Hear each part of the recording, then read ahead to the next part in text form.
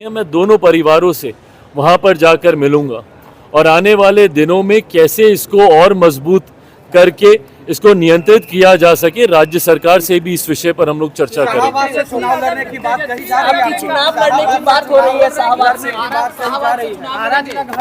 शाहबाद के इलाके में कल लोक जनशक्ति पार्टी रामविलास एक बड़ी सभा का आयोजन करने जा रही है और ये शुरुआत मानिए, इसको कहीं ना कहीं एक शंखनाद मानिए विधानसभा चुनाव को लेकर। बिहार के अलग अलग इलाकों में 5-6 जिलों का इस तरीके से समूह बनाकर परमंडलीय स्तर पर करने की सोच थी, पर हम लोग 5-6 जिलों का समूह बनाकर हम लोग बड़ी सभाएं आयोजित कर रहे हैं, जिसमें पूर्णतः स्थानीय हमारी इकाई की इसमें अहम भूमिका रहेगी, हमारे संगठन की अहम भूमिका रहेगी। इस बार भी कैमूर, रोहतास, आरा, इन तमाम जिलों को, औरंगाबाद, इन जिलों को मिलाकर हम लोग ये बड़ा कार्यक्रम आरा में हम लोग करने जा रहे हैं। इसके बाद अलग अलग कई और 8-10 ऐसी ही बड़ी सभाएं होंगी। मैं कहाँ से विधानसभा का चुनाव लड़ूंगा नहीं लड़ूंगा, जैसा मैंने कहा ये तमाम विषयों पर चर्चा चल रही है।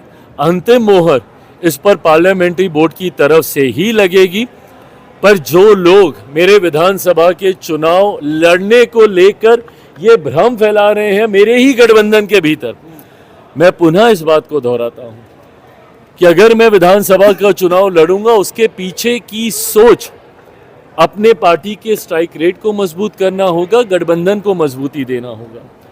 और ये पहली बार ऐसा नहीं है कि मैं ही कुछ ऐसा अनोखा प्रयोग करने जा रहा हूं।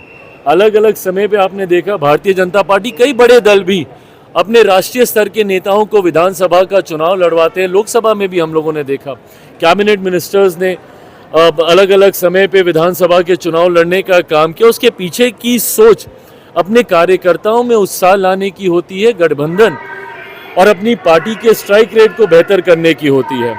तो उसी दृष्टि के साथ इस विषय को लेकर चर्चा चल रही है। जो लोग गठबंधन के भीतर दरार डालने की सोच के साथ भ्रमित करते हैं कि भैया मैं आ रहा हूं और मेरी कुर्सी के ऊपर निगाह है, कतई ऐसा नहीं है। कुर्सी भी स्थिर है। इस बात को विश्वास के साथ मानकर रखिए कि विधानसभा चुनाव परिणामों के बाद बिहार में एक बार फिर से मुख्यमंत्री नीतीश कुमार जी के नेतृत्व में हर बार से ज्यादा मजबूत सरकार विधानसभा में बनने जा रही है, इसमें कहीं कोई संदेह नहीं।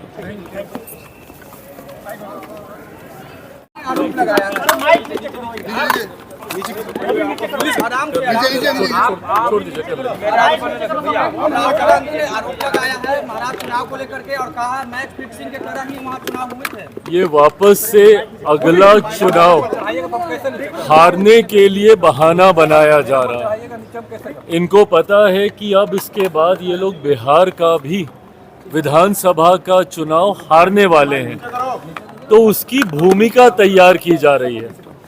और ये भूमिका इन्होंने हर बार जब जब चुनाव हारे हैं तब तब नए बहाने तलाशने का काम किया। अभी तक ईवीएम पे ये लोग पूरा ठीकरा फोड़ने का काम करते थे कि भैया ईवीएम फिक्स्ड है, ईवीएम की वजह से हम लोग चुनाव हार रहे हैं। अभी तक ये चलता था। अब वो बहाना पुराना हो गया, तो अब इन्होंने पिछले चुनाव से, महाराष्ट्र वाले चुनाव से अब एक नया बहाना, जिसका इस्तेमाल इन लोगों ने दिल्ली में भी करने का काम किया। अब उस बहाने के तहत ये लोग क्या कह रहे हैं कि फर्जी वोटर तैयार किए जा रहे हैं और जिसकी वजह से हम लोग चुनाव हार रहे हैं। भैया 55 साल तक आप लोग आज़ादी के 70-75 साल के इतिहास में 55 साल तक आप लोग सत्ता में आप लोग रहे। उसके बाद अगर आज देश की जनता आपको नकार रही है तो ज़रूरत है आत्ममंथन करने की, ना कि बहाने तलाशने की, जो कि राहुल जी कर रहे हैं। सिर्फ और सिर्फ बहाना ये लोग तलाशते हैं कि इस वजह से हम लोग चुनाव हारे।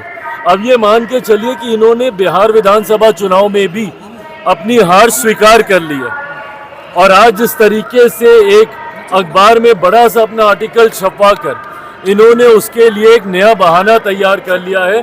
बिहार में अब जब ये चुनाव हारेंगे तो उस पर भी ठीकरा इसी बात का फोड़ा जाएगा कि नए वोटर्स तैयार किए जा रहे हैं। भैया आप एलओपी हैं, आप हिस्सा हैं इस व्यवस्था का।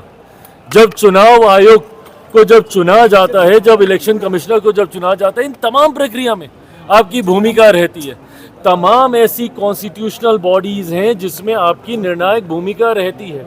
उसके बाद आप हर व्यवस्था पर आप सवाल खड़ा करेंगे तो जरूरत है कि आप आत्ममंथन कीजिए। क्यों जनता आपको नकार रही है, इसके लिए सोचिए, ना कि बहाने कैसे तलाश किए जाएं उसकी चिंता करें। उन्होंने आरक्षण को लेकर भी कहा है चिराग जी कि आरक्षण का जो सीमा है 50% उसको बढ़ा दिया जाएगा जब हमारी सरकार आएगी तो, और जिसको जितनी जरूरत होगी उतनी आरक्षण दी जाएगी। बहुत अच्छी बात है भैया, बिल्कुल करें। पर इससे पहले किसकी सरकारें थी? आप ही की थी ना। एक पार्टी तो छोड़ दीजिए, एक परिवार से 3-3 प्रधानमंत्री थे, आपके परिवार के थे। आपके दादाजी थे, परदादा थे, दादी थी, आपके पिताजी थे, सब थे।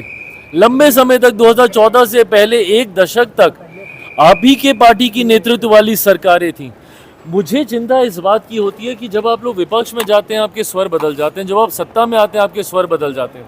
आज जितनी चिंताएं हैं व्यवस्था को लेकर, सबसे पहली बार सीबीआई किसी सरकार का तोता है, ये किस सरकार में कहा गया था? किसकी सरकार थी उस वक्त?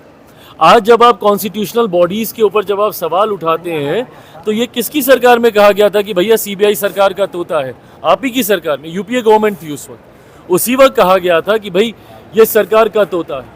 तो जब आप विपक्ष में चले जाते हैं आपको चिंता होने लगती है। उस वक्त आपको जातीय आधारित जनगणना की भी चिंता आएगी, उस वक्त आपको ये भी याद आएगा कि भैया कैसे आरक्षण के दायरे को बढ़ाया जाए, उस वक्त बिहार में कैसे हम लोग विशेष राज्य का दर्जा दे दें, ये भी अब आपको याद आएगा। तो जब 10 साल तक आपकी सरकार थी उस वक्त क्यों नहीं आपने तमाम व्यवस्थाएं बना ली? आज सिर्फ और सिर्फ ये चुनावी झुंझुना लोगों को दिखाने से नहीं होने वाला। लोग आपकी हकीकत जान गए और इसीलिए कारण लोकसभा का चुनाव तो आप हार ही रहे हैं, एक के बाद एक अलग अलग राज्यों का चुनाव भी आप हार रहे हैं, और आने वाले दिनों में बिहार भी आप हारेंगे, बंगाल भी आप हारेंगे, असम भी आप हारेंगे। कह रहे हैं सरेंडर प्रधानमंत्री, राहुल गांधी कह रहे हैं कि सरेंडर प्रधानमंत्री, हर बात पे सरेंडर कर देते हैं। जातीय जनगणना पे सरेंडर कर दिए, सीज फायर पे सरेंडर कर दिए। किस बात की मतलब ये बहस है? देश के प्रधानमंत्री हैं वो, ऐसे में इस तरीके से उनके ऊपर निजी टिप्पणी करना, मैं कतई इसका पक्षधर नहीं रहा हूं। आप नीतिगत विषय उठाइए ना, बोलिए जो आपको कहना है, बट इस तरीके से प्रधानमंत्री जी के नाम से एक तुकबंदी बनाते हुए, ये छोटी राजनीति है, इन सारी चीजों में नहीं पड़ना चाहिए। यादव सवाल खड़ा कर रहे हैं आपराधिक घटना को लेकर, लगातार कह रहे हैं कि हर दिन रेप और बलात्कार और क्राइम पर देखिए बढ़ती आपराधिक घटनाएं, क्राइम कैपिटल ऑफ इंडिया का टाइटल देके गए हैं बिहार। बढ़ती आपराधिक घटनाएं हम लोगों के लिए भी चिंता का विषय है। मैंने भी बिहार सरकार से, मुख्यमंत्री जी से इन तमाम विषयों को लेकर चिंता साझा करने का काम किया। संतोष इस बात का है कि जो अपराधी हैं पूरी तत्परता के साथ उनकी धरपकड़ कैसे हो, इस पर भी प्रशासन मुस्तैदी से कार्य कर रहा है। पर इन आपराधिक घटनाओं को नियंत्रित करने की जिम्मेदारी भी बिहार सरकार की है। ऐसे में जब विपक्ष सवाल उठाता है तो मैं उम्मीद उनसे ये करता हूँ कि अगर बिहारियों के ऊपर अपराध होता है तो ये चिंता इस व्यवस्था से जुड़े हर व्यक्ति की होनी चाहिए, सत्ता पक्ष हो विपक्ष हो। कैसे हम लोग इसको नियंत्रित करें, मिलकर हम लोग को कार्य करने की ज़रूरत है। सरकार और प्रशासन, इस बात का मैं विश्वास ज़रूर दिलाऊंगा। देखिए, बिहार सरकार का मैं हिस्सा नहीं हूँ, मेरा कोई विधायक नहीं है जो कि नीति पॉलिसी मेकिंग प्रणाली का हिस्सा हो, बट हाँ, बिहार सरकार का हम लोग समर्थन ज़रूर करते हैं। ऐसे में अगर ऐसी घटनाएं घटती हैं तो ये हमारे लिए भी उतनी बड़ी चिंता। आज मैं मुजफ्फरपुर भी जा रहा हूँ जहाँ पे 2 ऐसी घटनाएं हुई।